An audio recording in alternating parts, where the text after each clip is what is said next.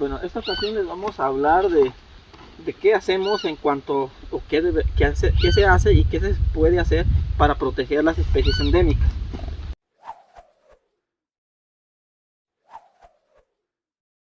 Como saben, el agave se ha vuelto un negocio y se volvió un negocio complejo y se mezclan muchos intereses son honestos y claros y un poco de intereses tergiversados o turbios o queriendo causar confusión.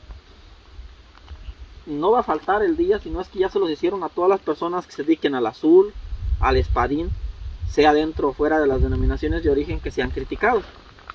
Pero creo que no se está haciendo todo mal del todo, porque algo se hace bien. Y entonces, ¿qué se hace bien? ¿Qué se puede hacer para ese tipo de críticas? Las críticas van a ser de que, por ejemplo, se introdujo maguey espadín en X lugar donde no era nativo. Primero, aclarar que son plantas y están en el planeta y se han distribuido solas, y en algunos lugares, si no las distribuimos, se van a distribuir. Y se han hecho otros tipos de cosas que ni siquiera eran solo mover plantas. Y pues bueno, lo que se busca es que esas plantas sean cultivadas y no afecten a otras. En cuanto al espadín, no está generando ningún daño y no va a generar ningún daño a las especies endémicas. ¿Por qué no lo va a hacer? Porque se toman precauciones, se toman medidas en general. No decimos que todos lo estén haciendo. Por ejemplo, les vamos a contar qué hacemos nosotros para no caer en afectar a los endémicos. De hecho, los favorecemos. Entonces, cuando nosotros decidimos cultivar espadín, es por su sencillez, por su facilidad para poderlo poner en el mercado y por todas las ventajas que pueden encontrar en nuestros videos donde hablamos de espadín. Dentro de ellos hemos reiterado muchísimas veces la fitosanidad, el alto boleo que se genera en poco tiempo, y que para lugares donde tenemos mala economía, pues nos ayuda mucho tener un agave que nos genere poca inversión en fitosanidad.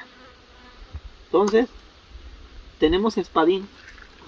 ¿Cómo lo propagamos? En Agriminilla el espadín es propagado única y exclusivamente a partir de hijuelos. No ponemos semilleros de espadín, no compramos semillas de espadín, por supuesto. No dejamos, ahí va el punto importante a lo que muchas veces nos han escrito. Jamás se deja emitir los quiotes, que ya todos saben que es la parte donde se produce las flores, frutos, semillas y bulbos.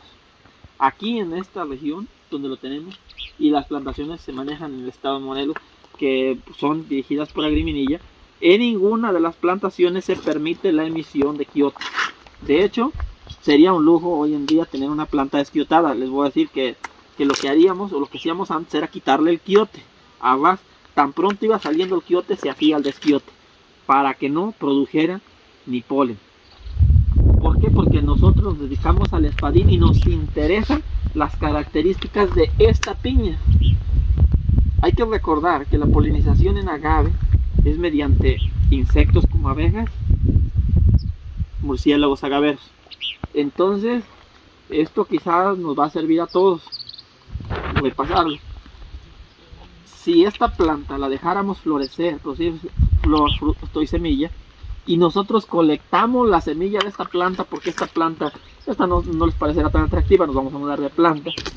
Y bueno, ya caminando, aquí van a ver plantas más grandes, que si nosotros desconociéramos el proceso de cómo es la polinización en el cultivo de agave, tal vez querríamos semillas de esta piña, de esta planta.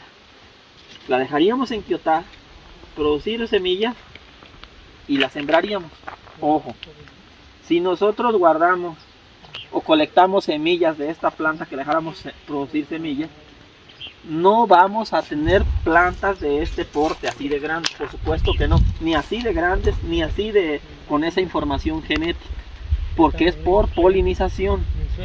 Pudo haber traído el murciélago polen de una piña, por ejemplo, de esa piña más chiquita, obviamente no más haciendo comparativo, de una piña chiquita, de una piña hasta media plagada, media enferma, con una falta de vigor, que no vamos a decir que se hereda al dar por la enfermedad, más que nada hablamos de vigor. Esta piña es una planta con mucho vigor, está tierna todavía va a crecer mucho más, Entonces hablamos de que hay piñas que a veces en el espadín oaxaqueño superan los 140 kilogramos sin problema cuando se dejan llegar a la edad ya cercana a la madurez. Y decía que no se dejan enquiotar por la sencilla razón, primero, de que es muy buscado, entonces se vende antes de que emita el quiote, o cuando mucho en velilla, cuando está poniéndose la planta velilla. Si llegara un momento que estuviera saturado el mercado, la instrucción y dentro del código de respeto de Agriminilla hacia las demás especies endémicas está que no se permite la emisión de ningún quiote dentro de las plantaciones para que no se libere polen y no se genere cruzamiento con otras especies. Tampoco bulbos, por eso reiteraba que el único método que utilizamos en Agriminilla para el espadín es hijuelos. Y además eso, si lo utilizan y lo hacen, les va a dar la ventaja de que esos hijuelos son igualitos a su planta que les gusta. Entonces, si obtienen hijuelos de esta planta, sus hijuelos van a crecer idénticos. Si dejan semillar, van a obtener mixto, de diferentes características. No digo que no vayan a tener buenas, pero recuerden, aquí está introducido el agave y por respeto a las especies endémicas no estamos dejando que polinicen, para que no se vaya a haber un cruzamiento y tampoco para que no se liberen semillas y vayan a decir que también tenemos que tener ese aspecto de que los espadines de pronto anden por los campos. No es la intención. Entonces por ello el espadín lo estamos limitando únicamente, como lo hacen en el azul, en el estado de Jalisco y muchos otros estados. Lo estamos destinando únicamente a propagarlo solamente por hijuelos. Dentro de eso solo dentro de algunas medidas y las más básicas para poder proteger los endémicos. Ahorita vamos a pasar un poco más para acá bien y vamos a ver algunas otras actividades que son lógicas. Si nosotros, cualquier otra persona se dedica al espadín o al azul, por ejemplo, y si está en una zona donde hay endémicos, como empresa responsable, como persona socialmente responsable y ambientalmente responsable, se debería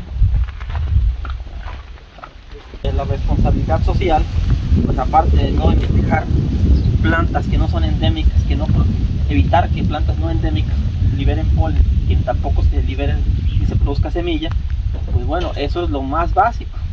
Posteriormente, pues como si queremos ser lo más responsables con el ambiente y aportar un poco más allá, pues nos quedaría poder también de nuestras plantaciones destinar un pequeño porcentaje, como lo hacemos en Agriminilla, de nuestra superficie destinamos un pequeño, bueno, no tan pequeño, a lo mejor un 25% o 30% de la superficie para agaves endémicos. Desearíamos cultivar papalote, de hecho lo hemos intentado. Estamos alrededor de los 600 y los 900 nuestras plantaciones, 600 y 900 metros sobre el nivel del mar. Ya lo intentamos cultivar papalote para poder apoyar un poco esa parte. Fue imposible casi porque no es su altura. Recuerden que les decía que se establece más cercano a los 2000 metros sobre el nivel del mar. Entonces, por ello ya no insistimos con el papalote y por ello nuestros videos no ven papalote. No tenemos plantaciones altas sobre el nivel del mar. Entonces lo que nos queda y lo que hacemos, que le destinamos el 25 y 30% de la superficie, es para poder cultivar agaves endémicos del estado, de los cuales sí se obtuvieron semillas, y ahí sí, por ello, aquí como en esta plantación, aquí pueden ver una gran diversidad en características fenotípicas, piñas de criollos que son pequeñas las piñas, con pencas cortas. Si seguimos caminando, vamos a empezar a ver espadines con pencas medianas, con pencas largas, con diferentes características. Estamos de momento utilizando, bueno, como no tenemos muchos años tratando de incrementar la superficie con los endémicos, pues ahorita de momento lo que tenemos en forma masiva, y que tenemos un poco más en los primeros años, ha sido toda esta planta, es a partir de semilla, y ya de ahí se ha ido obteniendo los hijuelos de esa planta. Por ello tenemos poco, les decía, aproximadamente entre un 20%, y estamos intentando llegar al 30 o incluso el 40% con endémicos, para poder tener también un rescate de las especies y que se sigan preservando. En estos, en los endémicos o en los criollos, hacemos lo contrario. En estos lo que se va a hacer, o se planea hacer, es dejar un determinado porcentaje de plantas, todavía no lo determinamos, posiblemente del 1 al 5% de plantas, para que emitan quiotes y puedan ser polinizados y sigan prevaleciendo el pool o la diversidad genética de estas plantas y podamos seguir obteniendo semillas, y como es parte de lo que hacemos también, de propagarlos a partir ya de semillas, ahí vamos a insertarles un fragmento de nuestro microvivero, donde tenemos el área de propagación de criollos. Tenemos ahí unas cuantas plantas, o varias de las plantas, propagadas a partir de semillas, pero lo que queremos es que si ya tenemos aquí más o menos unas plantas que han sido obtenidas de campo, a partir de semilla, y luego de la semilla, de los que se obtuvieron de semillas, se obtuvieron hijuelos, entonces para ampliar la diversidad, pues vamos a incluir la parte de la polinización. Entonces en el caso de criollos sí habrá el dejar quiotes para dos puntos, unos para las abejas y otros a insectos polinizadores. Y como saben, a nivel nacional, ya entre el común comercial, habrán escuchado que cada vez está más escaso el murciélago agavero, o cada vez tiene menos que comer.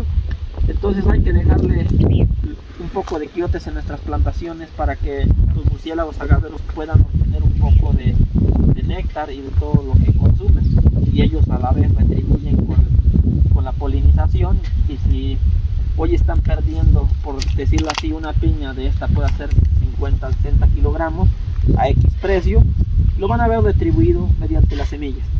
Y además será algo que están haciendo no con fines lucrativos, sino con preservar esas características genotípicas, y a la vez que se van a ver sus características fenotípicas.